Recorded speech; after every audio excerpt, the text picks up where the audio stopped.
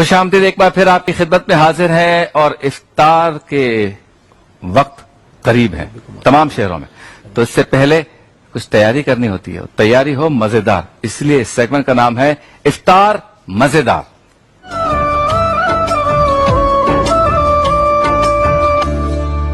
Chef معراج ہیں ہمارے ساتھ، السلام علیکم، کیسے ہیں آپ؟ وعلیکم السلام، الحمدللہ۔ ایگ اینڈ ویجیٹیبل نوڈلز اور منٹ لیمنیڈ بننا ہے، تو ایگ اینڈ ویجیٹیبل نوڈلز کیسے بنائیں گے؟ جی، ایگ اینڈ ویجیٹیبل نوڈلز کے لیے نوڈلز ہم نے بوائل کر کے رکھ لیے ہیں۔ بوائل کرنے کے بعد اس میں ہلکا سا کوکنگ آئل ڈال دیا، اس کو رکھنا ہے۔ کوکنگ میں ڈال چکے ہیں؟ ہاں، یعنی جب نوڈلز بوائل کر کے ابالیں نا تو اس میں ہلکا سا کوکنگ آئل ڈال دینا چاہیے، 1 یا 2 ٹیبل۔ شائننگ آ رہی ہے اس میں؟ ہاں، وہ اس لیے تاکہ یہ چپکے نہیں، چپکے گا، کیونکہ ابھی ہم مسالہ اتنی دیر میں بنائیں گے تو یہ چپکے گی نہیں، یہ کھلی کھلی رہے گی۔ واہ۔ اور اب جو ہے یہ پیاز ہم نے کاٹی ہوئی، ہری پیاز کا وائٹ حصہ ہے، یہ گرین حصہ ہے، ٹھیک ہے، الگ الگ کاٹ لیا ہے۔ ہری مرچیں ہیں، لہسن میں چاپ کر رہا ہوں، لہسن ہم اس میں ڈالیں گے، ٹماٹر ڈالیں گے، یہ ساری سبزیاں ٹماٹر بغیر بیج کے؟ نہیں، بیج کے ساتھ، بیج کے ساتھ؟ ہاں، یہ چاپ کر کے ڈال دیں گے۔ ساتھ میں جو مسالے اس میں ڈالیں گے، بلیک پیپر، نمک، کٹی ہوئی مرچیں تھوڑی سی، اور اس کے علاوہ سویا سوس، چلی سوس، سرکہ ڈلے گا۔ واہ واہ۔ یہ ڈال کے ہم اس کو بھونیں گے، بعد میں ہم انڈے جو ہے الگ سے فرائی پین میں فرائی کر کے اس میں ایڈ کریں گے۔ ٹھیک ہے، آپ کام جو ہے اس کا آغاز کریں۔ اجاگر صاحب بتائیے آج کی رات کیسے گزاریں؟ بسم اللہ الرحمن الرحیم۔ دیکھیں، آج 27ویں شب ہے اور ممکنہ شب قدر ہے۔ یہ 5 طاق راتیں کیا مسلمان جا کر عبادت نہیں کر سکتا؟ آپ دیکھیں کہ ہمارے ہاں کوئی بھی تقریب ہوتی ہے، کوئی پروگرام ہوتا ہے تو کئی راتیں اس میں لگ جاتی ہیں، خاص طور پہ شادی کے اندر کبھی کچھ پروگرام ہوتا ہے، کوئی پروگرام ہوتا ہے، ہم کئی راتیں جا کر گزار سکتے ہیں۔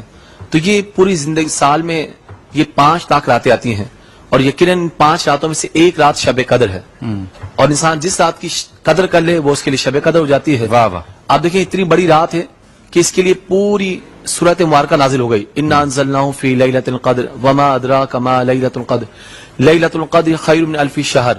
یہ ایک رات 1000 مہینوں سے بڑھ کر ہے، اور قرآن کہتا ہے وذکرہم بایام اللہ، ان کو اللہ کے دن یاد دلاؤ۔ ایک کسان کو بڑی بخوبی پتا ہوتا ہے کس موسم کے اندر مجھے کون سے اناج لگانے ہیں، کون سی فصل تیار کرنی ہے، کس وقت کیا کام کرنا ہے۔ یہ سردی کی فصل ہے، یہ گرمی کی فصل ہے، یہ موسم ربیع ہے، یہ موسم خریف ہے، مطلب یہ سب کچھ پتا ہوتا ہے۔ تو یہ ایک عبادت گزار کو کیوں نہیں پتا، ایک متقی کو پتا ہونا چاہیے۔ آپ دیکھیں ہمارے اولیاء کا طریقہ کیا رہا، غوث پاک 40 سال تک عشاء کے وضو سے فجر کی نماز ادا کرتے رہے۔ بہت خوب۔ امام اعظم کے بارے میں یہ ملتا ہے 30 سال تو امام اعظم نے ایسے گزارے کہ عشاء کے بعد 2 نفل میں کھڑے ہو جاتے اور پہلی رکعت کے اندر 30 سال تک پورا قرآن پاک ختم فرما دیتے۔ واہ واہ۔ 30 سال تک، تو بتائیں یہ 30 سال کر جائیں، 40 سال کر جائیں۔ اسی طرح ہمارے بزرگ ہیں حضرت نوبت شاہ بابا، ان کے بارے میں پوری راتیں جاگتے تھے اور صرف دن میں 1 گھنٹہ 1.5 گھنٹہ آرام فرماتے۔ اچھا، 1 گھنٹہ 1.5 گھنٹہ۔ تو میں کہنا چاہتا ہوں کہ جب بسا اوقات پر کام کا لوڈ زیادہ ہوتا ہے، آپ 5 گھنٹے میں 6 گھنٹے میں فریش ہو جاتے ہیں۔ رمضان میں کتنے لوگ ہیں جو 4-5 گھنٹے نیند پوری کر لیتے ہیں، تو اس لیے عبادت کرنی چاہیے۔ خاص طور میں آپ کرنا کیا چاہیے، کن کی بخشش ہوتی ہے، کس کی نہیں ہوتی، اس پہ غور کرنا چاہیے۔ صحیح۔ کچھ لوگ وہ ہیں کہ جن کی بخشش نہیں ہوتی اس مبارک رات کے اندر بھی، مثال ہے ماں باپ کا نافرمان، اسی طرح زانی، شرابی، قطع تعلقی کرنے والا، تصویر بنانے والا، اور ایسے بہت سارے لوگ ہیں جن کی اس رات بخشش نہیں ہوتی۔ تو انہیں سچی توبہ کرنی چاہیے، توبہ کر کے سچی توبہ کر کے اللہ کی بارگاہ میں آ جائیں اور پکا ارادہ کریں انشاءاللہ آج کے بعد میں گناہ نہیں کروں گا۔ اب کرنا کیا چاہیے، تو کثرت کے ساتھ اس میں نوافل پڑھیں، ہو سکے تو ساتھ تسبیح ادا کر لیں، اور یہ جو دعا ہے اللہم انک عفو تحب العفو فاعف عنا یا غفور، اس کی کثرت کریں۔ اور رمضان میں میرے آقا کیا کرتے تھے، لا الہ الا اللہ کا ورد کثرت سے فرماتے، اسی طریقے سے استغفار فرماتے، جنت کی طلب فرماتے اور دوزخ سے پناہ مانگتے۔ اچھا، تو یہ 4 کام کثرت سے کر لیں، یہ دعا مانگ لیں اور طویل سجدے کریں، انشاءاللہ طویل سجدوں کے اندر دعائیں بھی قبول ہوں گی اور بے شمار بیماری آپ کی ختم ہو جائیں گی۔ تو انشاءاللہ تعالی آج رات کو ٹی وی 1 پہ 11 بجے ہماری محفل شب عشق کے نام سے خصوصی نشریات ہوگی، ضرور اس میں آپ پارٹیسپیٹ کریں، دیکھیں۔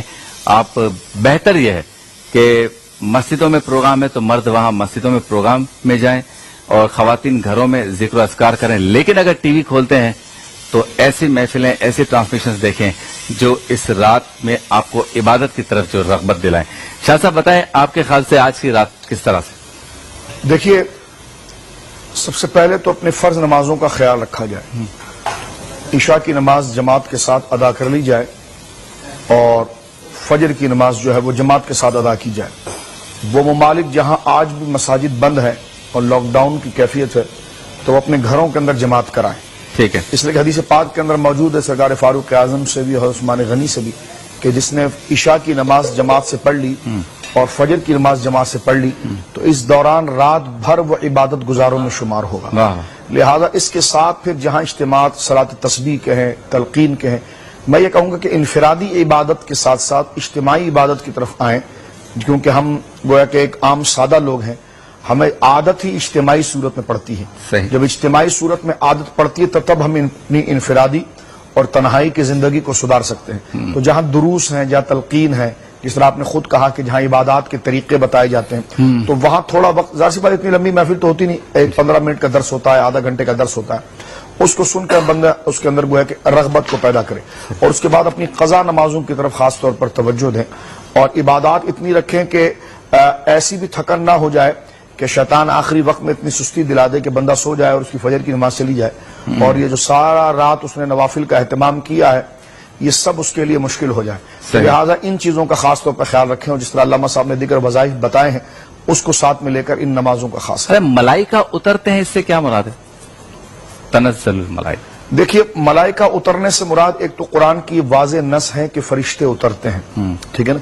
فرشتوں کا نزول اترنا اس اعتبار سے ہوتا ہے کہ رحمت کا اترنا، قبولیت کا اترنا، عذابات کا پیچھے ہٹ جانا، بلکہ صالحین نے تو اس بات کو ذکر کیا ہے کہ دعا و ذکر میں کسی کو گداز محسوس ہوتا ہے، ہلکی سی کپکپی آ جاتی ہے تو یہ اس بات سے استعارہ ہے کہ اس کو فرشتے نے مس کیا ہے، اچھا، یعنی ذکر کے ایک ذوق کی یہ علامت ہے۔ اللہ۔ تو لہذا زمین پر فرشتوں کا آ جانا، رحمت کے پیغام کو لے کر آ جانا، تو یہ ان عذابات کو اور اس بدقسمتی کو دور کرنا، اور پھر یہ تقدیر کا بھی ہے کیونکہ قدر کا معنی تقدیر بھی ہے، اندازہ لگانے کے لیے بھی آتا ہے۔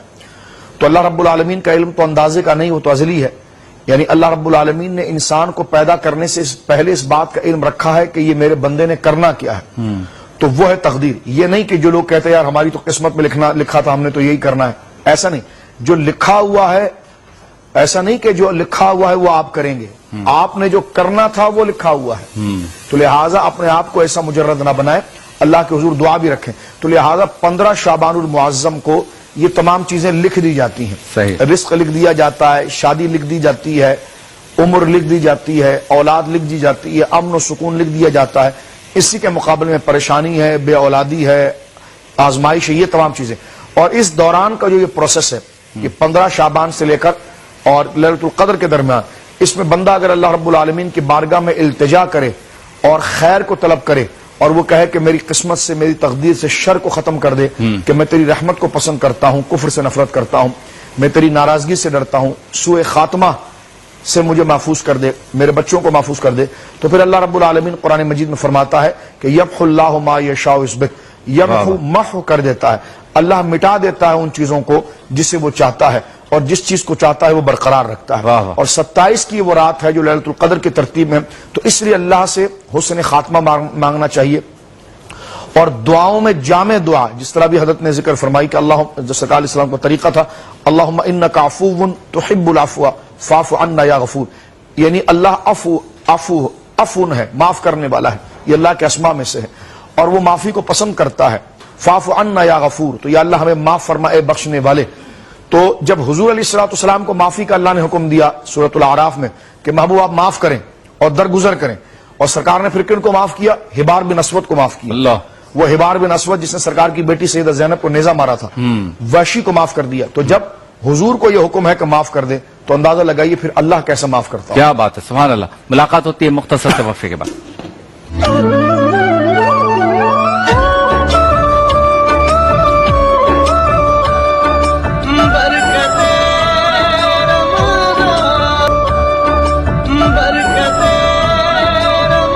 اور دو اہم شخصیات ہماری ایک دن کے فرق سے ان کا یوم پیدائش، مولانا الیاس قادری صاحب اور علامہ سید شاہ راول قادری صاحب، تو ذرا دونوں ہستیوں کے بارے میں کچھ ذکر ہو جائے۔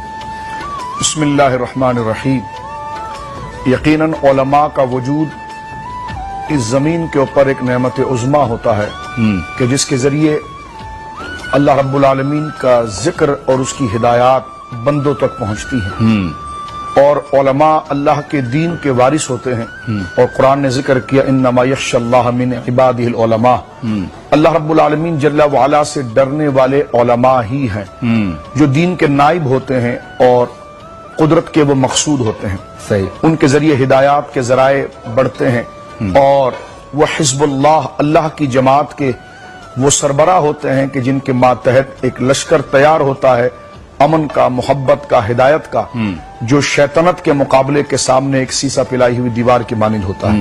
یقیناً حضرت علامہ شاہ تراب الحق قادری نور اللہ مرقدہ ایک بہت عظیم ہستی تھی، اور ایک بہت لمبا عرصہ انہوں نے اس کراچی کے لیے، پورے صوبہ سندھ کے لیے اور پورے پاکستان کے لیے اس کی سیاسی باغڈور بھی انہوں نے سنبھالی، اور امن و محبت کا ایک نظام بھی ان کی وجہ سے بڑے مضبوط اور مربوط انداز میں قائم تھا۔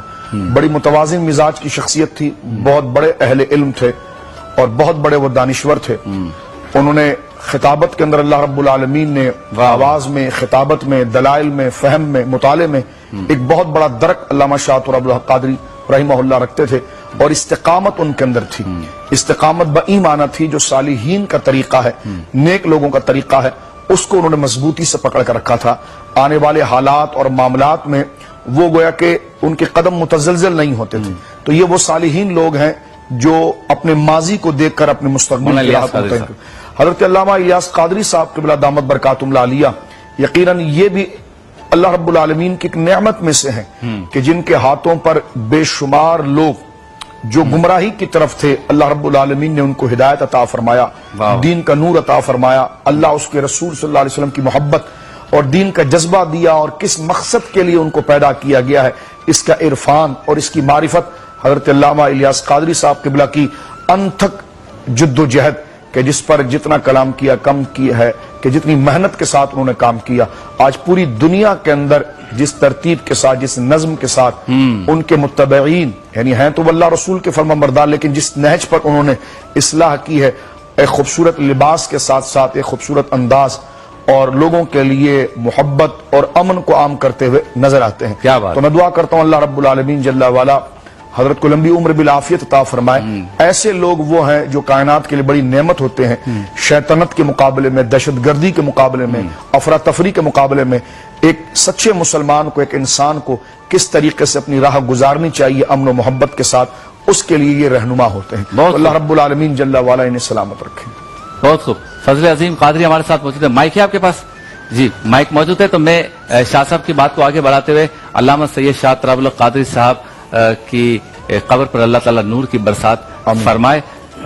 مقرر ہونے کا جو تذکرہ کیا شاہ صاحب نے، تو کراچی شہر میں بالخصوص اور بالعموم پورے پاکستان میں فن خطابت کے جوہر دکھانے والے اس وقت کے جو خطبہ ہیں، انہوں نے یقیناً علامہ سید شاہ تراب الحق قادری صاحب سے سیکھا ہے، کیونکہ شاہ تراب الحق قادری صاحب اس وقت کئی جلسے ایک دن میں کیا کرتے تھے جب یہ انٹرنیٹ اور ریکارڈنگ اور اچھے ایکو ساؤنڈ سسٹم وغیرہ نہیں ہوا کرتے تھے۔ میرا ان سے تعلق رہا، اور مجھ جیسے کئی ایسے عقیدت مند ہیں جن کو بہت افسوس ہوا ان کی رحلت پر، لیکن دیکھنا یہ ہے کہ ان کے بعد ان کے مشن پر ہم کتنا عمل کرتے ہیں۔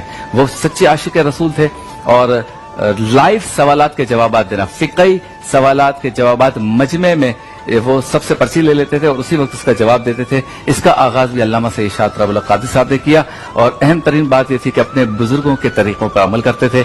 جن دنوں میں، جن ایام میں، جن راتوں میں وہ جو پروگرامز ان کے بزرگ چھوڑ کے گئے، اسی طرح سے شاہ تراب الحق قادری صاحب نے ان سارے امور کو انجام دیا۔ تو ہم دعا کرتے ہیں اللہ تعالیٰ ان جیسا ہم سب کو بننے کی توفیق عطا فرمائے۔ فضل عظیم قادری۔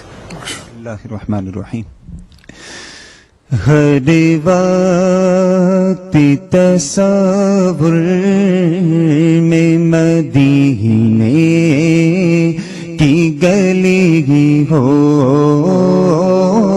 ہر وقت تصور میں مدینے کی گلی ہی ہو، اور یاد محمد کی میرے دل میں بسی ہو۔ کاش میں بن جاؤں مدینے کا مسافر،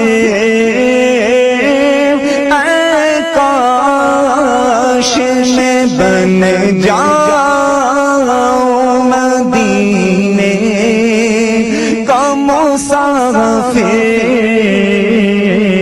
تیری روتی ہوئی طیبہ کو بہاراتے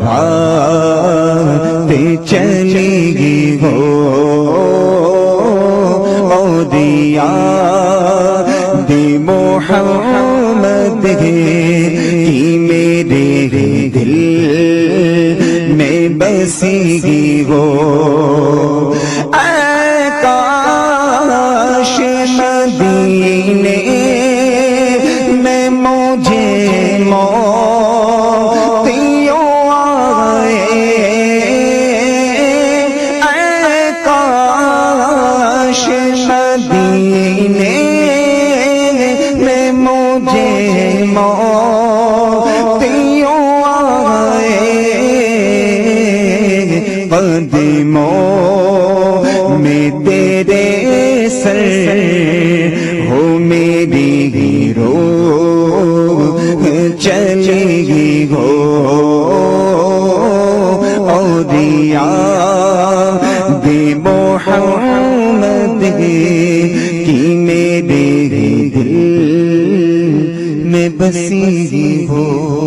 سبحان اللہ، کیا بات ہے، جلدی سے ریکیپ کر دیں، کیا ماشاءاللہ فضل عظیم بہت اچھا کلام پڑھا جی۔